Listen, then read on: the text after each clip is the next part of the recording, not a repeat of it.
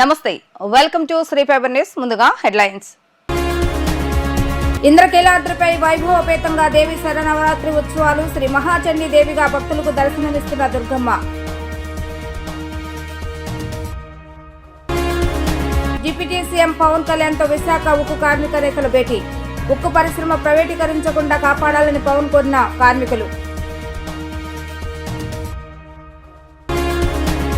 లడ్డూ పొట్టును ఆకస్మిక తనిఖీ చేసిన కలెక్టర్ సృజన. నాణ్యతలో రాజీ పడే ప్రసక్తే లేదని వ్యాఖ్య. విజయవాడ ఇంద్రకీలాద్రిపై దేవి శరన్నవరాత్రి ఉత్సవాలు వైభవంగా కొనసాగుతున్నాయి. కనకదుర్గ అమ్మవారు ఈరోజు మహాచండీదేవి అలంకారంలో భక్తులకు దర్శనమిస్తున్నారు. అమ్మవారిని దర్శించుకునేందుకు తెల్లవారుజాము నుంచే భక్తులు వేలాదిగా తరలివస్తున్నారు.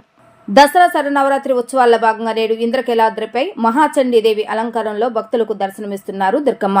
దసరా నవరాత్రుల్లో 5వ రోజు ఇంద్రకీలాద్రి అమ్మవారిని ప్రత్యేకంగా అలంకరించారు. అమ్మవారు శ్రీ మహాచండీదేవిగా భక్తులకు దర్శనమిస్తున్నారు. ఉదయం 3 గంటల నుంచి భక్తులకు అమ్మవారి దర్శన భాగ్యం కల్పిస్తున్నారు. చండీదేవి అలంకారానికి ఎంతో ప్రసిద్ధి ఉందంటున్నారు వేద పండితులు. దేవతల కార్యసిద్ధి, దుష్ట శిక్షణ, విష్టరక్షణ కొరకు మహాలక్ష్మి, మహాకాళి, మహాసరస్వతి త్రిశక్తి రూపిణిగా శ్రీ మహాచండీ ఉద్భవించింది. చండీ అమ్మవారిలో అనేక మంది దేవతలు కొలువై ఉన్నారని ఆలయ నిర్వాహకులు తెలుపుతున్నారు. శ్రీ మహాచండీ అమ్మవారిని ప్రార్థిస్తే సర్వదేవతలను ప్రార్థించినట్లే. అమ్మవారి అనుగ్రహం వలన విద్య, కీర్తి సంపదలు లభించి శత్రువులు మిత్రులుగా మారటం, ఏ కోరికల కోసం అయితే ప్రార్థిస్తామో అవి సత్వరమే నెరవేరుతాయని భక్తుల యొక్క ప్రగాఢ విశ్వాసం. జగన్మాత దుర్గాదేవి ఆలయంలో శరన్నవరాత్రి ఉత్సవాలు అత్యంత వైభవపేతంగా జరుగుతున్నాయి. ఈరోజు 5వ రోజు అమ్మవారికి చండముండాసురుల్ని సంహరించినటువంటి శుంభ నిశుంభాదుల్ని సంహరించినటువంటి జగన్మాత చండీ అమ్మవారు. అటువంటి అమ్మవారిని ఇక్కడ నిత్యం సేవిస్తూ ఉండటం జరుగుతూ ఉంటుంది. మార్కండేయ పురాణాంతర్గతమైనటువంటి యొక్క చండీ సప్తశతీ పారాయణలో కూడా అమ్మవారి యొక్క విశేషాన్ని అనేక విధంగా వర్ణించడం జరిగింది. మరి నిత్యము కూడాను ఇక్కడ చండీ హోమం కూడాను జరుగుతూ ఉంటుంది. అందువల్ల అమ్మవారి త్రిశక్తి స్వరూపిణి కాబట్టి ఇక్కడ చండీమాతగా అమ్మవారిని ఈ శరన్నవరాత్రి ఉత్సవాల్లో ఈ సంవత్సరం ప్రత్యేకంగా అలంకరించడం జరుగుతున్నది. అటువంటి జగన్మాతని ఆరాధించడం వల్ల మనకి శత్రుభయములన్నీ నివారణ అయ్యి సకల శుభాలు జరుగుతాయి. జయ దుర్గా భవాని. ఉక్కు పరిశ్రమ భూములు అమ్మేద్దామని మీ ముందు ప్రతిపాదించిన మాట నిజమేనా అని ఉప ముఖ్యమంత్రి పవన్ కళ్యాణ్ అడిగిన ప్రశ్నకు ఆ ప్రతిపాదన నిజమేనని కార్మిక సంఘాల నేతలు తెలిపారు. 12,500 మంది ఉద్యోగులు, 14,000 మంది ఒప్పంద కార్మికులు పనిచేస్తున్నారని, వారికి గత కొన్ని నెలలుగా జీతాలు కూడా అందటం లేదని ఆయన దృష్టికి తీసుకువెళ్లారు. మంగళగిరిలోని క్యాంపు కార్యాలయంలో డిప్యూటీ సీఎం పవన్ కళ్యాణ్ విశాఖ ఉక్కు పరిశ్రమకు సంబంధించిన కార్మిక పరిరక్షణ సంఘాల నాయకులతో సమావేశమయ్యారు. ఈ సందర్భంగా విశాఖ ఉక్కు పరిశ్రమను ప్రైవేటీకరించకుండా కాపాడాలని కార్మికులు పవన్ ను కోరారు. 12,500 మంది ఉద్యోగులు, 14,000 మంది ఒప్పంద కార్మికులు పనిచేస్తున్నారని, వారికి గత కొన్ని నెలలుగా జీతభత్యాలు కూడా అందటం లేదని ఆయన దృష్టికి తీసుకువెళ్లారు.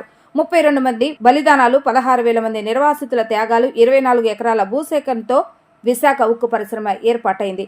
వారి త్యాగాలను ఎవరు మర్చిపోకూడదు. దానిని కాపాడుకోవాలన్న భావోద్వేగం పరిశ్రమలో పనిచేసే ప్రతి కార్మికుడితో పాటు కార్మిక ఉద్యోగ సంఘాల నేతలు కూడా ఉండాలి.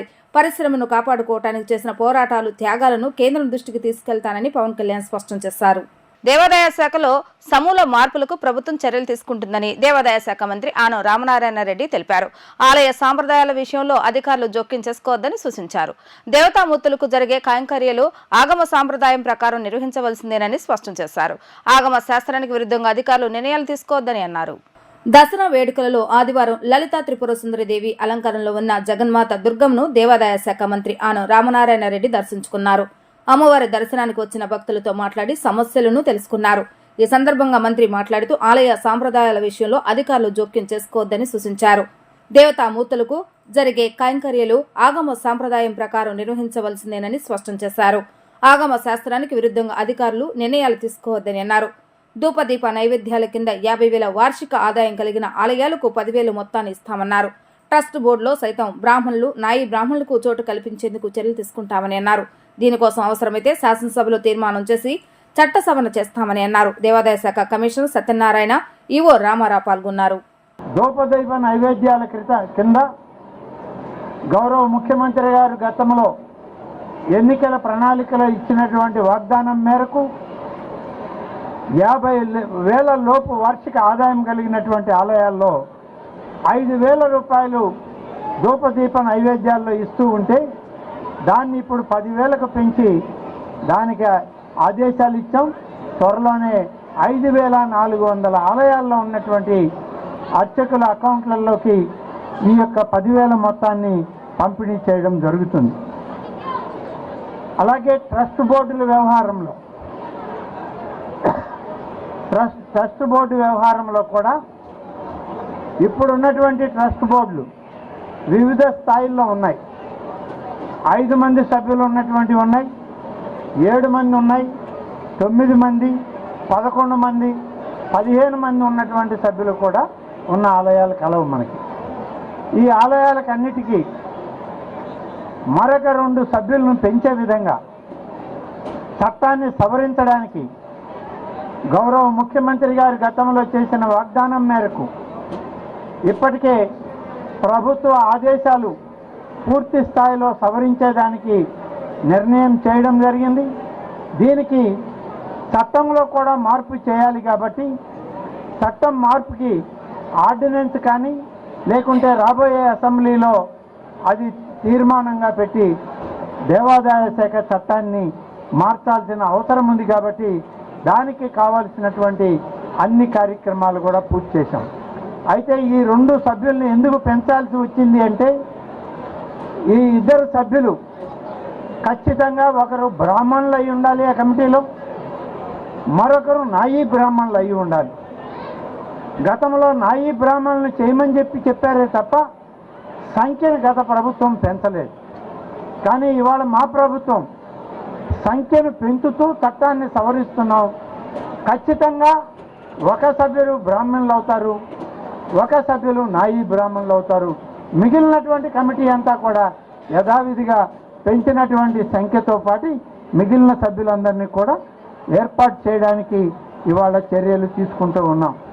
ఆలయాల విషయంలో, సాంప్రదాయాల విషయంలో ఎవరు మటుకు వాళ్ళ నిర్ణయాలు తీసుకోవడం కానీ, అధికార యంత్రాంగం తలదూర్చడం కానీ, ఎవరు కూడా పాలక వర్గాలు తలదూర్చడం కానీ, ఈ యొక్క ఆగమ శాస్త్రాలకు విరుద్ధంగా ఎవరు పని చేయకూడదని చెప్పి ఇవాళ ఒక నిర్ణయం తీసుకొని దానికి కావలసిన ఆదేశాలు ప్రభుత్వం విడుదల చేస్తుంది. ప్రసాదంపోట్లో లడ్డూ క్వాలిటీ వెయిట్ ను ఎన్టీఆర్ జిల్లా కలెక్టర్ సృజన ఆకస్మిక తనిఖీ చేశారు. ఇంద్రకీలాద్రిపై లడ్డూ క్వాలిటీ బాగుందని అన్నారు. లడ్డూ క్వాలిటీ విషయంలో వెనకాడేదే లేదని స్పష్టం చేశారు. ఎప్పటికప్పుడు క్వాలిటీ చెక్ చేస్తూ శాంపిల్స్ ల్యాబ్కు పంపుతామని తెలిపారు. ఇంద్రకీలాద్రిపై విజయానేయి వాడుతున్నారని, జీడిపప్పు కిస్మిస్ నాసిరకం వస్తే తిరిగి వెనక్కి పంపుతామని అన్నారు. మళ్లీ రిపీట్ అయితే చర్యలు తీసుకుంటామంటున్న కలెక్టర్ సృజనతో మా ప్రతినిధి లిఖిత ఫేస్ టు ఫేస్. దేవి శరన్నవరాత్రి ఉత్సవాలు వైభవపేతంగా జరుగుతున్నాయి. ఈ నేపథ్యంలో లడ్డూ ప్రసాదం భక్తులు చాలా ఇష్టంగా కూడా తీసుకెళ్తున్నారు. లడ్డూ ప్రసాదం పోర్ట్ ను కలెక్టర్ సృజన కూడా పరిశీలించారు. ప్రస్తుతం ఆవిడ మనతో ఉన్నారు. ఆవిడ అడిగి తెలుసుకుందాం. మేడం చెప్పండి, నాసరిక పద్ధతులు కూడా ఉన్నాయని లడ్డూ వ్యవహారంలో ఎలాంటి పద్ధతులు మీరు ఆల్రెడీ పరిశీలించారు, ఏమేమి గుర్తించారు, ఏంటి? అంటే ఫస్ట్ థింగ్ SOP ప్రకారము వచ్చిన పదార్థాలన్నీ ఏవైతే ముడి పదార్థాలు ఉంటాయో అవన్నీ నాణ్యంగా ఉన్నాయా లేదా అని ఫస్ట్ లెవెల్ చెక్ జరుగుతున్నదా లేదా, దానికి సర్టిఫికేషన్ జరిగిందా, వండేటప్పుడు తీసుకోవాల్సిన హైజీన్ జాగ్రత్తలు అవి తీసుకుంటున్నారా, వండిన తర్వాత బయటకు వెళ్ళేటప్పుడు మళ్ళీ సర్టిఫికేషన్ తీసుకుంటున్నారా లేదా, లాంటివన్నీ కూడా ప్రతి లెవెల్లో ఏవైతే SOPs ఉంటాయో అవి ఖచ్చితంగా పాటిస్తున్నారా, దానికి తగ్గ రిజిస్టర్స్ మెయింటైన్ చేస్తున్నారా లేదా అనేది చూడటం జరుగుతుందండి. దాంతోపాటు ఎంత కెపాసిటీతో చేస్తున్నారు, భక్తులకి సరిపడినంత చేస్తున్నారా లేదా అనేవి కూడా మనం చెక్ చేసుకుంటున్నాము.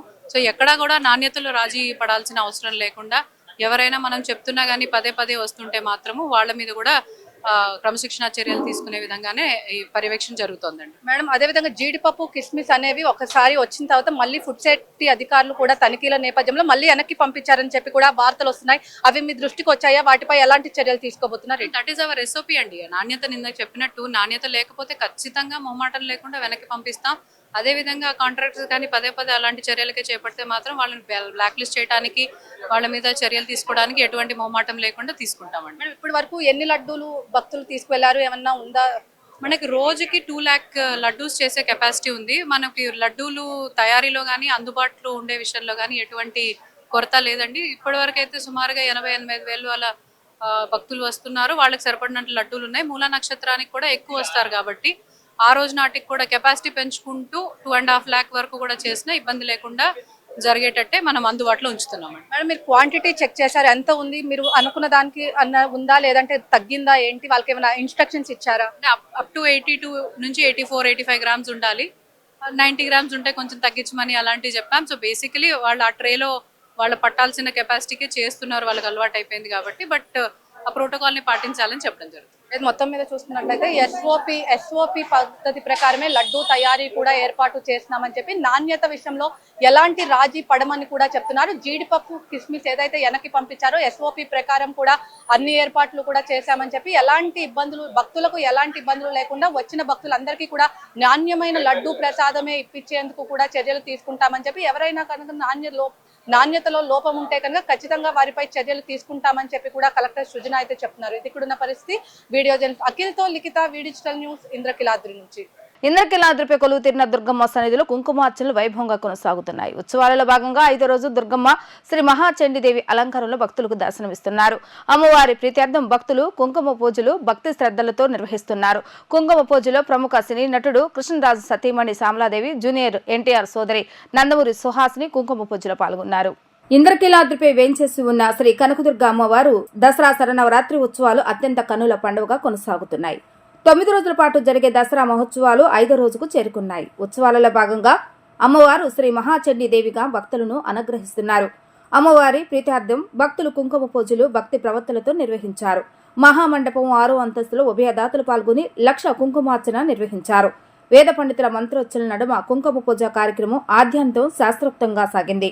ఈ కుంకుమ పూజలో ప్రముఖ సినీ నటుడు కృష్ణరాజు సతీమణి శ్యామలాదేవి, జూనియర్ ఎన్టీఆర్ సోదరి నందమూరి సుహాసిని పాల్గొన్నారు. భక్తి శ్రద్ధలతో అమ్మవారిని కుంకుమార్చన చేశారు.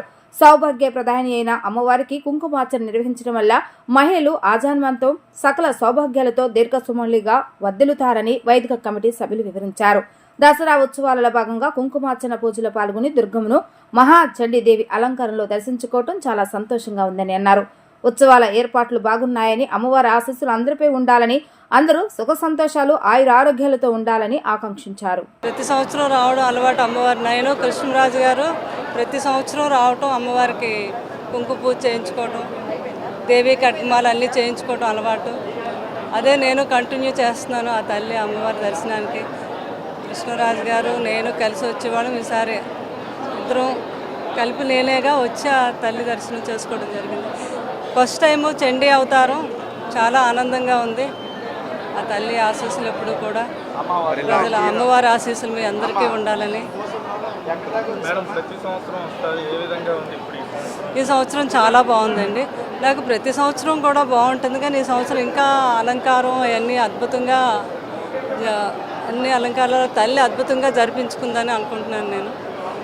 సో ఆ తల్లి ఆశీస్సులు అమ్మవారి భక్తులందరికీ మీ అందరికీ కూడా ఆయుర ఆరోగ్య అఖండ విజయము తల్లి ప్రసాదించాలని నేను కోరుకుంటున్నానండి. ఏమండి వచ్చారండి, పాప, మేము మా ఫ్రెండ్స్ అందరం వచ్చాము. సంవత్సరం కుంకుమ పూజ జరగడం చాలా, కృష్ణరాజు గారు నేను జరిపించుకున్న తర్వాత నేను ఫస్ట్ టైం ఇవాళ కుంకుమ పూజ, ఎప్పుడు దర్శనం చేసుకొని వెళ్ళిపోతున్నాను. సరే తల్లి అనుగ్రహించింది నన్ను, అంచేత కుంకుమ పూజ ఈరోజు నేను జరుపుకోవడం జరిగింది. ఆ తల్లి ఆశీస్సులు మీ అందరి మీద నా మీద ఉండాలని కూడా మనస్ఫూర్తిగా కోరుకుంటున్నాను. థ్యాంక్ యూ అండి, thank you very much. Bezawada Durgamma సన్నిధిలో దేవీ శరన్నవరాత్రులు వైభవంగా జరుగుతున్నాయి. వేలాది మంది భక్తులు అమ్మవారిని దర్శించుకుంటున్నారు. మహోత్సవాలలో భాగంగా నిన్న సాయంత్రం గంగా పార్వతి సమేత శ్రీ మల్లేశ్వర స్వామివార్ల నగరోత్సవం కనుల పండుగగా సాగింది. ప్రత్యేకంగా రూపొందించిన 2 ఛత్రముల కింద స్వామివార్లను అలంకరించారు. మేళతాళాలు, మంగళ వాయిద్యాలు, భజనలు, కోలాటాల మధ్య దుర్గా మల్లేశ్వర పురవీధుల్లో ఊరేగారు. దేవీ శరన్నవరాత్రులను పురస్కరించుకుని ఇంద్రకీలాద్రిపై కొలువై ఉన్న శ్రీ దుర్గామల్లేశ్వర స్వామి వార్లకు నగరోత్సవాన్ని వైభవపేతంగా నిర్వహించారు.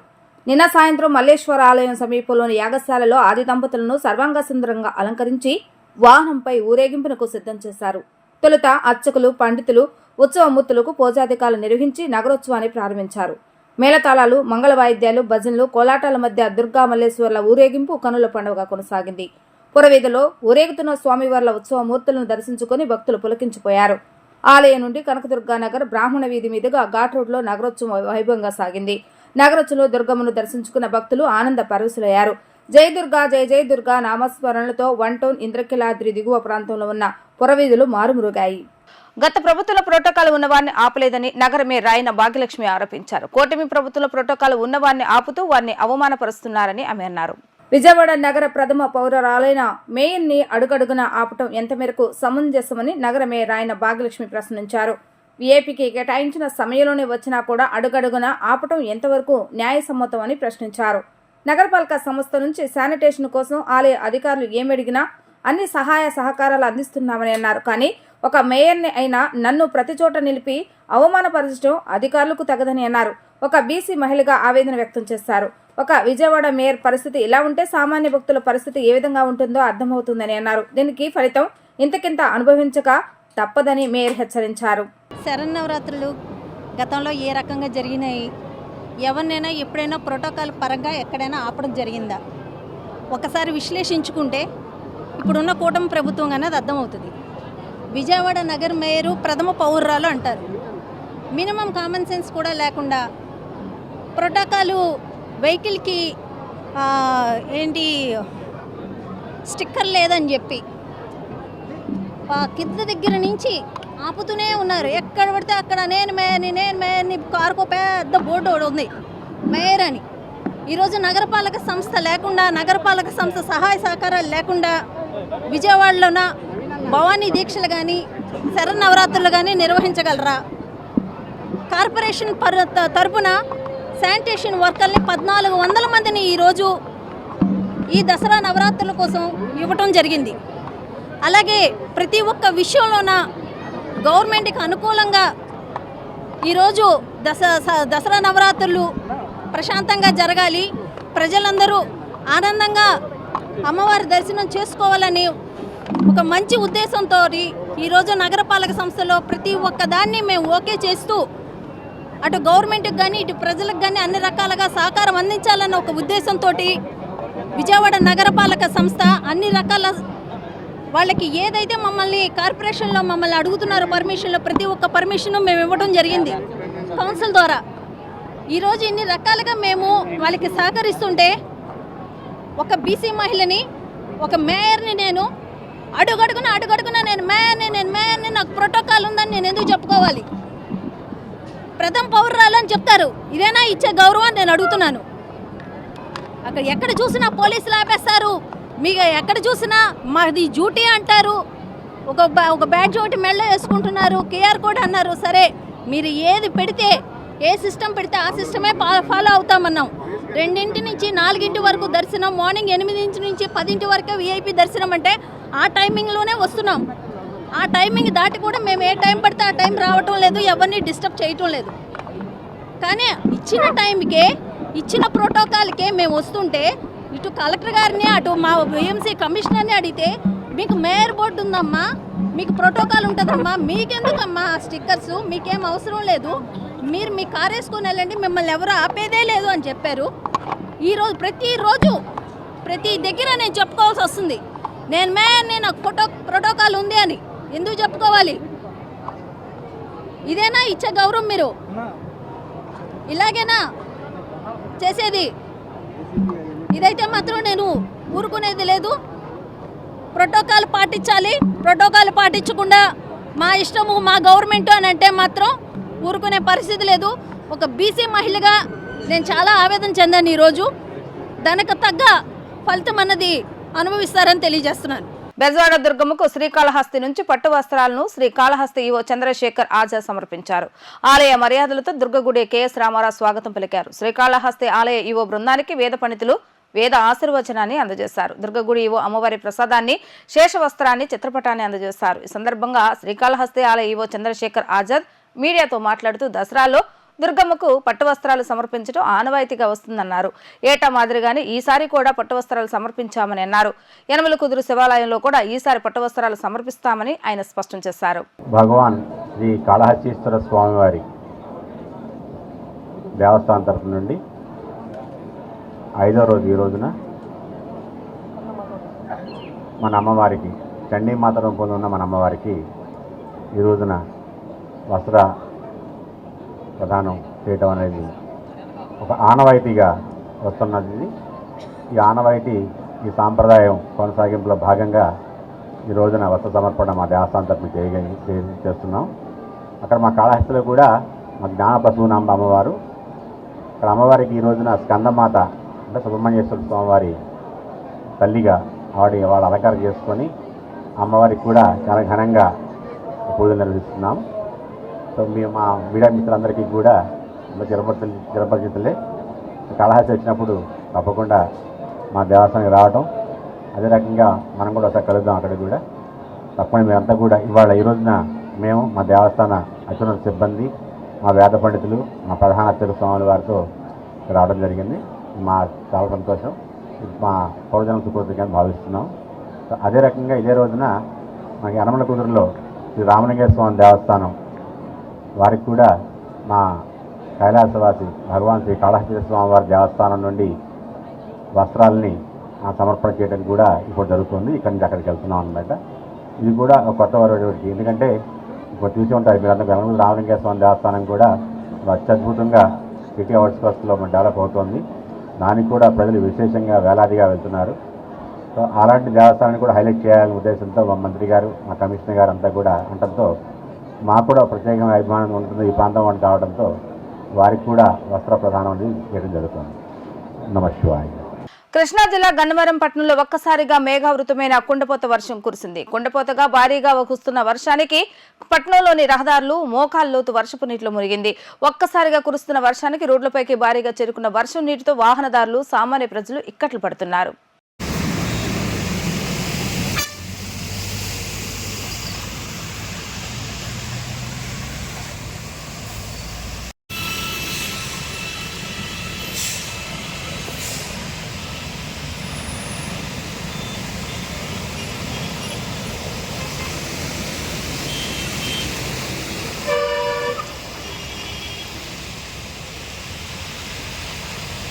వార్తలు ముగించే ముందు హెడ్లైన్స్ మరొకసారి. ఇంద్రకీలాద్రిపై వైభవపేతంగా దేవి శరన్నవరాత్రి ఉత్సవాలు. శ్రీ మహాచండీ దేవిగా భక్తులకు దర్శనమిస్తున్న దుర్గమ్మ. డిప్యూటీ సీఎం పవన్ కళ్యాణ్తో విశాఖ ఉక్కు కార్మిక నేతల భేటీ. ఉక్కు పరిశ్రమ ప్రైవేటీకరించకుండా కాపాడాలని పవన్ కోరిన కార్మికులు. లడ్డూ పొట్టును ఆకస్మిక తనిఖీ చేసిన కలెక్టర్ సృజన. నాణ్యతలో రాజీ పడే ప్రసక్తే లేదని వ్యాఖ్య. ఇవి ఈరోజు వార్తా విశేషాలు. మరలా ప్రసారమే వార్తలు మళ్ళీ కలుద్దాం. అందరూ సెలవు. నమస్కారం.